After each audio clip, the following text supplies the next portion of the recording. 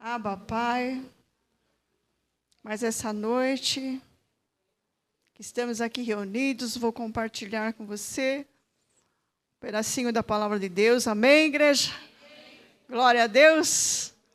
Amém. Jesus, nele você pode...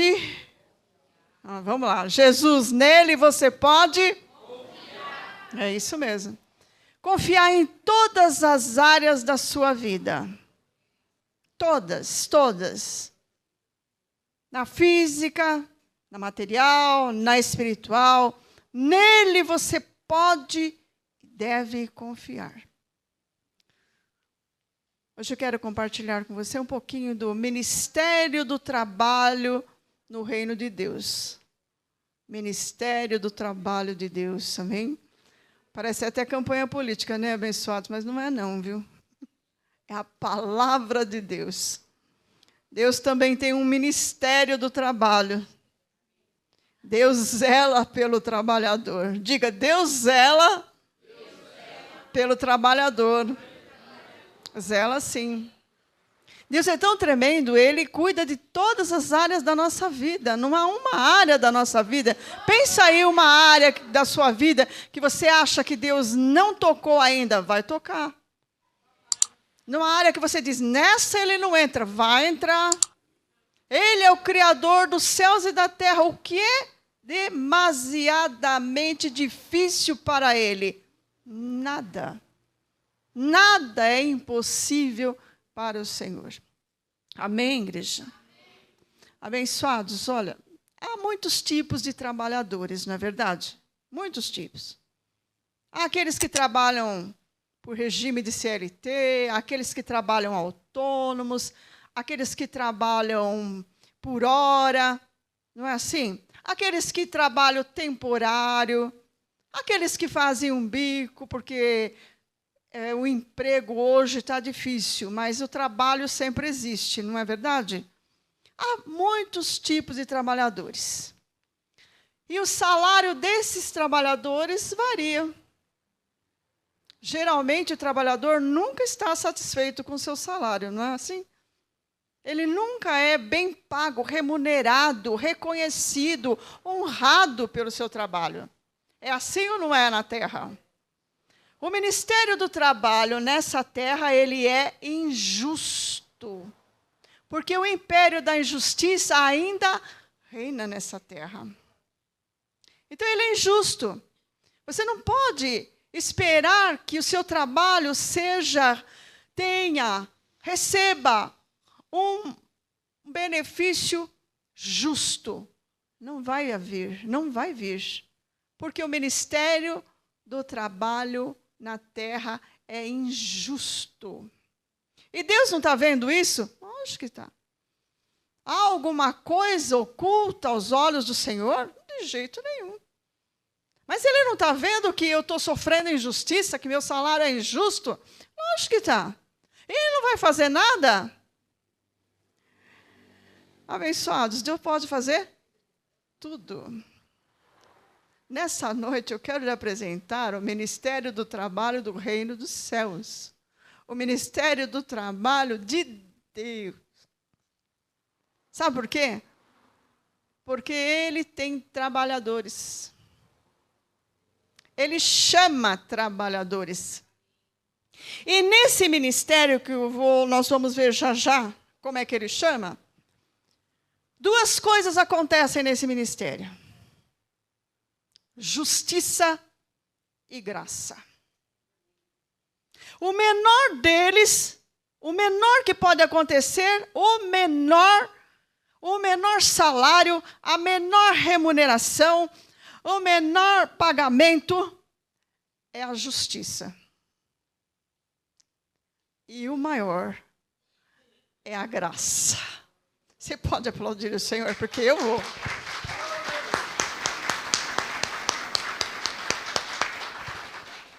Por que será que Ele falou? Buscar em primeiro lugar o reino de Deus e a sua justiça. Por que será que Ele falou isso? Deus, ele estava escrevendo lá para alguém, deu lá na... Não, abençoado, tem uma razão. Ele disse, buscar em primeiro lugar o reino de Deus e a sua justiça.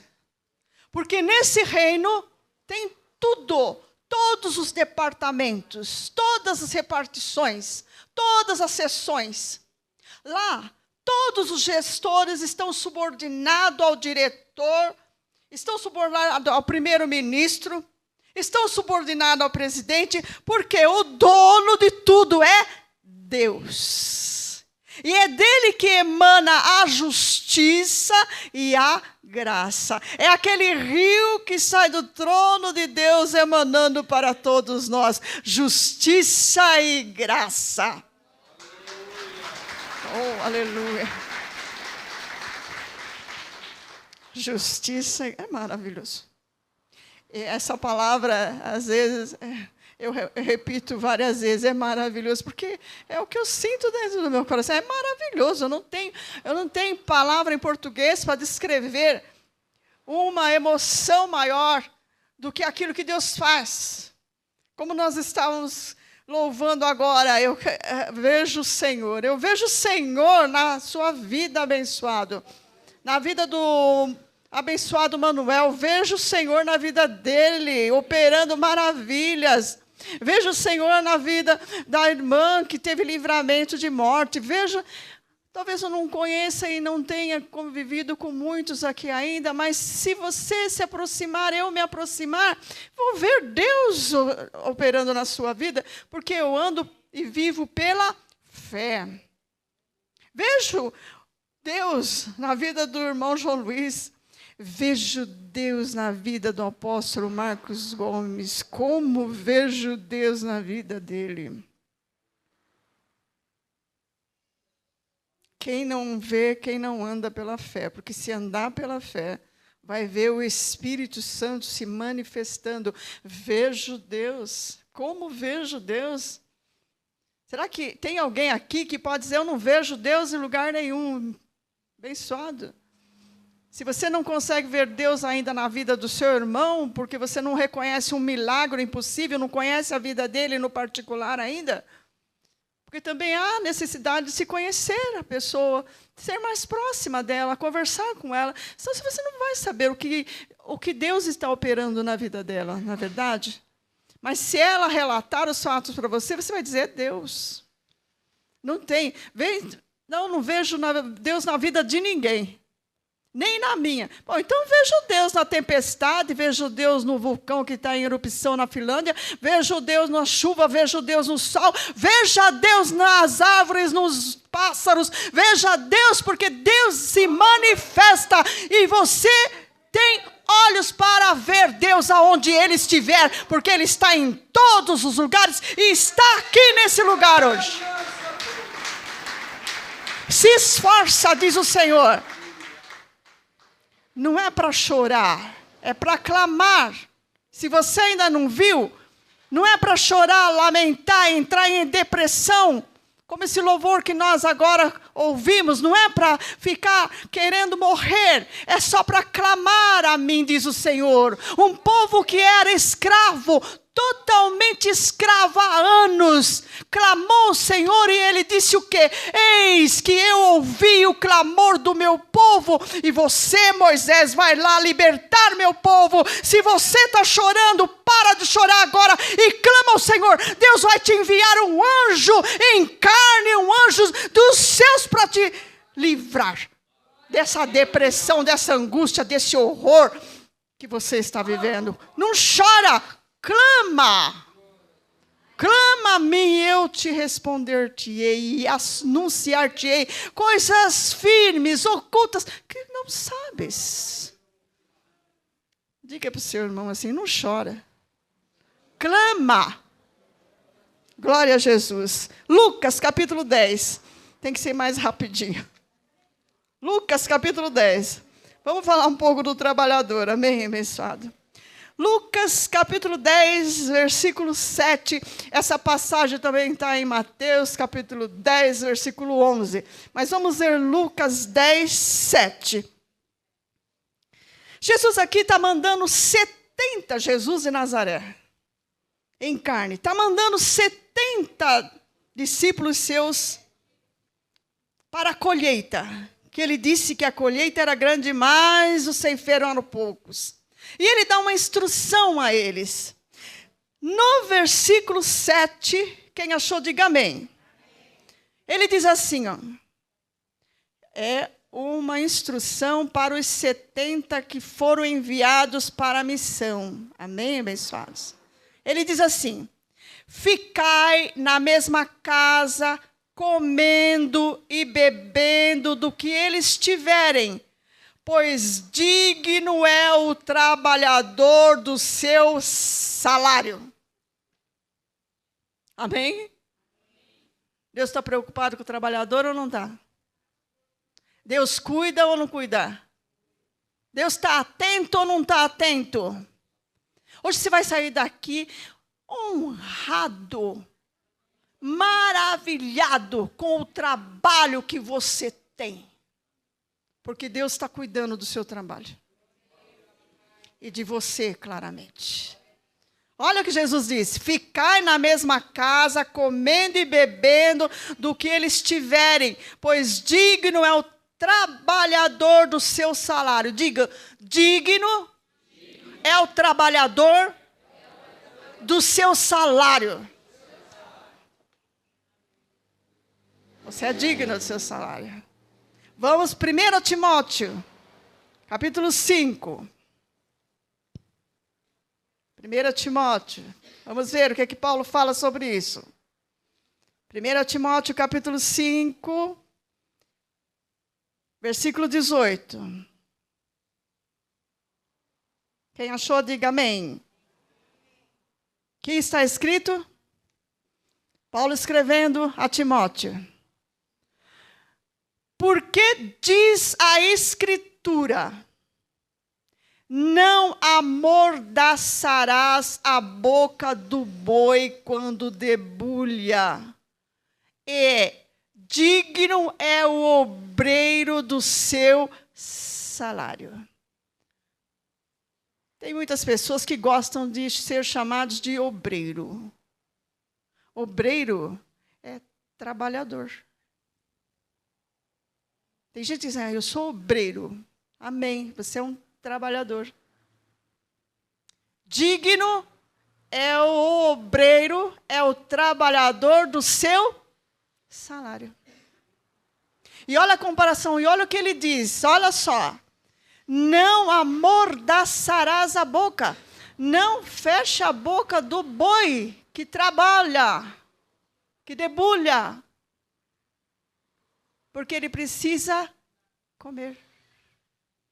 Ele precisa de alimento. Ele é digno do seu trabalho. Deus, ele nem só cuida do homem como trabalhador, como cuida do animal. Ó, a comparação que Paulo fez aqui, ó. Cuida do animal que está trabalhando. Tem muitas pessoas que põem um monte de carga no coitado dos cavalinhos, né? Me dá uma pena danada. E magrinho. Eu já vi até fotos, né, que ele fica lá magrinho, nem carrega mais nada.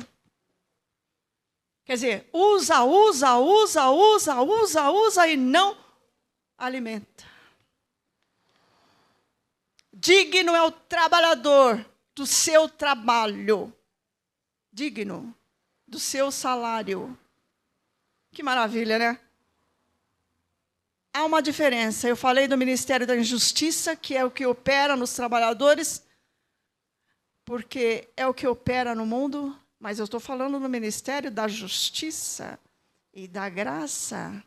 Aí você diz assim, não, mas é só justiça e graça? E o amor?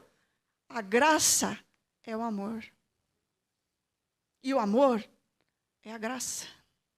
Jesus é a graça de Deus. Jesus é o amor de Deus por nós. Então, ser um trabalhador cuidado pelo ministério de Jesus é ser cuidado pela justiça e pelo amor de Deus. Nossa, abençoados. Malaquias, capítulo 3, versículo 18. Esse você sabe decor, na verdade. Eu sei decor, porque... Malaquias, capítulo 3, versículo 18. Quer ver a diferença? Quer ter diferença? Quer ser diferente? Quer ser melhor remunerado? É isso que está afligindo o seu coração, perturbando a sua mente? É isso? Então, Malaquias, capítulo 3, versículo 18, diz assim: então vereis outra vez a diferença entre o justo e o ímpio, entre o que serve a Deus e o que não serve. Quer ver a diferença? Quer ver? É Deus que vai mostrar. Você vive pela fé? Então você vai ver qual é a diferença. Porque o Senhor promete aqui. A diferença entre o justo, que é o que vive pela fé. Justo é o que vive pela... E o ímpio. Entre o que serve a Deus e o que não serve. E o que vive pela fé trabalha como? Se vai ter diferença e vive pela fé, vai fazer o quê? Vai ficar lamentando o salário que ganha? Não. Paulo também diz lá no livro de Gálatas. Abra lá, Gálatas, capítulo 3. Gálatas, capítulo 3. Vamos ver o que Paulo nos ensina. Diga, hoje eu vou sair feliz como um trabalhador de Deus. Gálatas 3, versículo 23. Não, me perdoe. Colossenses 3, 23. Colossenses 3, 23.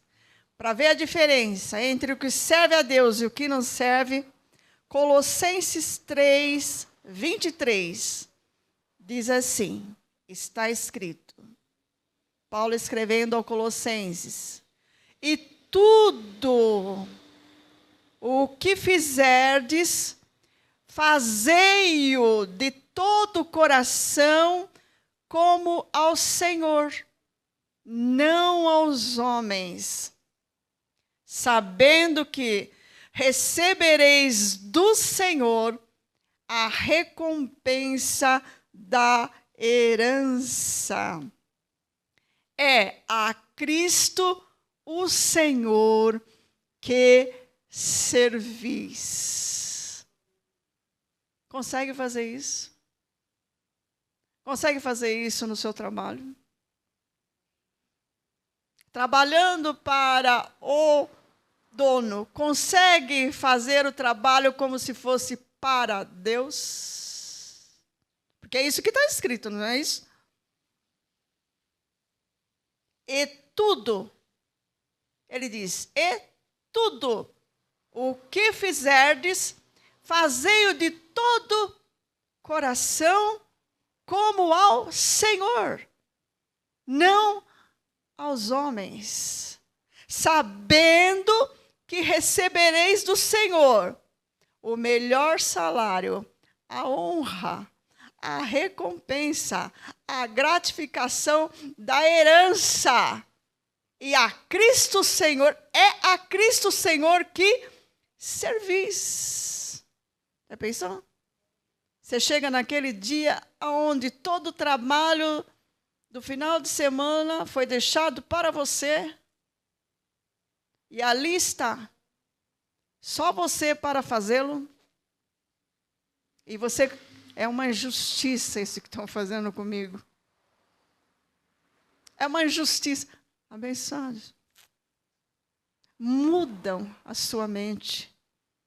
E diga, há um propósito nisso. Vou contar um testemunho aí para vocês, posso? É rapidinho. Onde eu trabalhava, uma vez me deixaram um escaninho como daquele relógio até aquela guitarra, cheio de processos para que eu fizesse as máquinas dele. Eu, sozinha. Eu disse, como eu vou conseguir fazer isso? Mas havia um plano de Deus. Porque eu fazendo aquele escaninho, aprendi todo o serviço do cartório. Deus tinha um plano mais para frente. Eu louvo a Deus por aqueles dias. É um dia designada para ajudar a chefe de um setor. Cheguei na mesa dela, designada pelo juiz. Cheguei diante da mesa dela e falei, cheguei. Ela disse, não, eu tenho outro trabalho para você. Não vai precisar aqui, não. Não. É que você vai trabalhar lá, aquele escaninho cheio.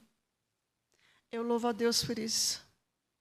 Porque depois, o Senhor me colocou em honra. Fazei tudo como se fosse ao Senhor. Deus tem um propósito na sua vida. Você acha que o homem pode te injustiçar? Nunca, jamais. Jamais. Há diferença entre o justo e o ímpio, entre aquele que serve a Deus e aquele que não serve a Deus. Nunca receba nada do homem como se fosse uma injustiça, ainda que seja, porque Deus transforma a injustiça do homem para você em justiça dos céus. Ele transforma, abençoado. Ou você pensa, como é que ele vai mudar a sua sorte? Ele vai te ensinar. Ele diz até na sua palavra, conhecei e prossegui em conhecer.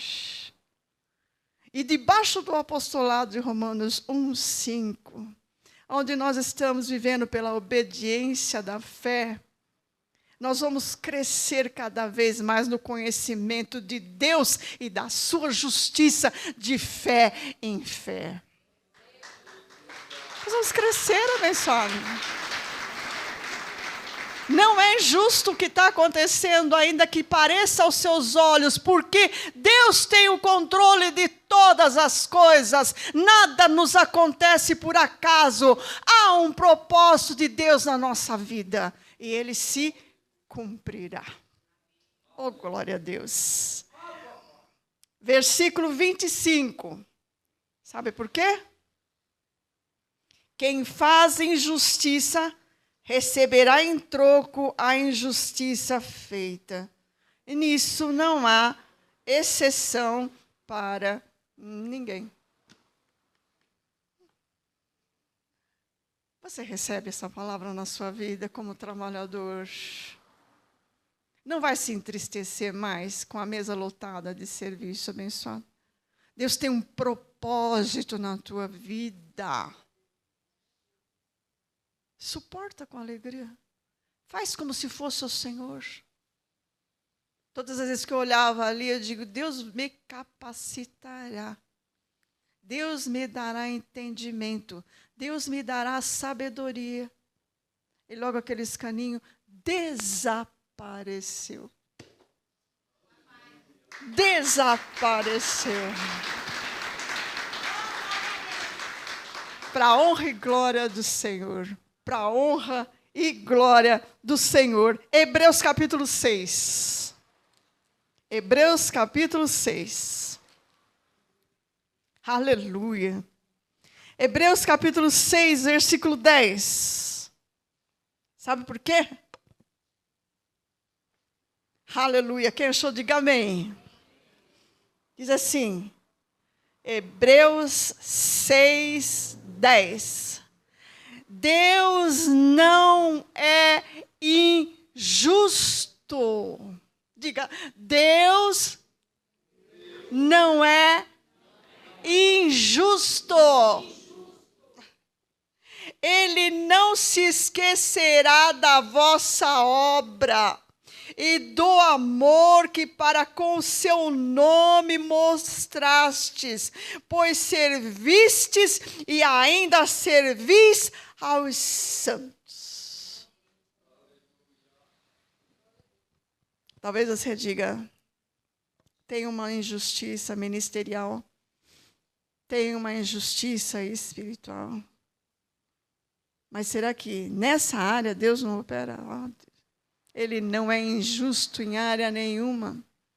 Ele não se esquecerá, diz. Ele não se esquecerá da vossa obra e do vosso amor, para que com o seu nome mostrastes, pois servistes e ainda servis ao Senhor. Não foi injustiça, não é injustiça, não foi injustiça o que ocorreu, e não é injustiça o que está ainda ocorrendo, se é que está ocorrendo. Porque é Deus, o Senhor da vinha. É Ele quem manda em tudo. Tudo é dele, por Ele e para Ele.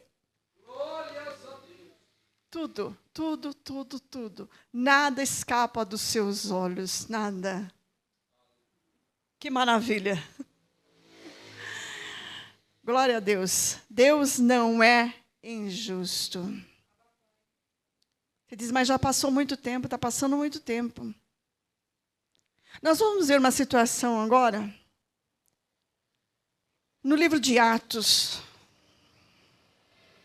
no capítulo 9. Quero ler uma história para você. Bem diferente de Ezequias. A de Ezequias, ele recebeu de Deus uma sentença de morte. Está lembrado disso? Ezequias recebeu uma sentença de morte do próprio Deus. E se arruma a tua casa que você vai morrer. Ele chorou, fez Deus lembrar de tudo que ele tinha feito. E Deus então disse, dou mais 15 anos para você. Essa mulher que eu vou falar aqui, ela não recebeu uma sentença de morte avisada por Deus. Ela simplesmente morreu. Atos capítulo 9. A partir do versículo 36. Atos 9, 36.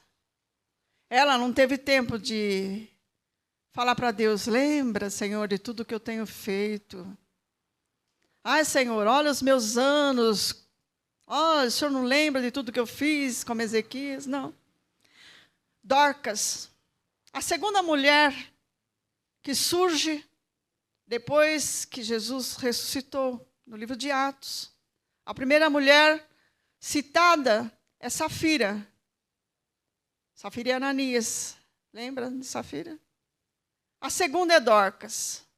No versículo 36 diz assim, havia em Jope, uma cidade, uma discípula chamada Tabita, que traduzido quer dizer Dorcas. Ela praticava boas obras e dava esmolas. Era uma mulher que praticava boas obras e dava esmolas. E naqueles dias ela adoeceu e morreu, sem aviso. Ezequias foi avisado, Dorcas não. Dorcas adoeceu e morreu. Tendo-a lavado, depositaram-na num quarto na parte superior da casa. Como Lida, que era outra cidade, ficava perto de Jope, ouvindo os discípulos que Pedro estava ali aonde? Em Lida, mandaram-lhe 2 homens pedindo-lhe que não se demorasse em vir até eles. Levantando-se Pedro, foi com eles. Quando chegou, levaram-no ao quarto onde estava o corpo de Dorcas, que havia falecido. Todas as viúvas, lembre-se que era uma mulher de boas obras e dava esmolas. Todas as viúvas a rodearam, chorando e mostrando as túnicas e vestidos que Dorcas fizera quando estava com elas. Era uma mulher que fazia coisas para as pessoas, fazia boas obras, costurava, atendia as pessoas. Amém, abençoados? Pedro mandou que todas saíssem do quarto. Então ajoelhou-se e orou. Voltando-se para o corpo, disse: Tabita, levanta-te. Ela abriu os olhos e, vendo Pedro, assentou-se. Dando-lhe a mão, Pedro a levantou e, chamando os santos e as viúvas, apresentou-a viva. Foi isso conhecido por toda Jope, e muitos creram no Senhor. Deus esquece de boas obras? Ainda que você esteja morto, Deus não esquecerá daquilo que você fez por amor ao seu nome. Lembre-se do profeta Eliseu, que os seus ossos ainda já enterrado, o homem caiu na cova e ressuscitou. Deus não é injusto. Ele zela pelo salário do trabalhador. E ainda que você morra, a sua recompensa está garantida no Senhor. Aleluia. Vamos terminar com aquilo que mais gratificante você pode ler. Aqueles que temem e servem ao Senhor. Salmo 128. Estamos terminando. Logo nós vamos ouvir uma palavra com o apóstolo. Salmo 128.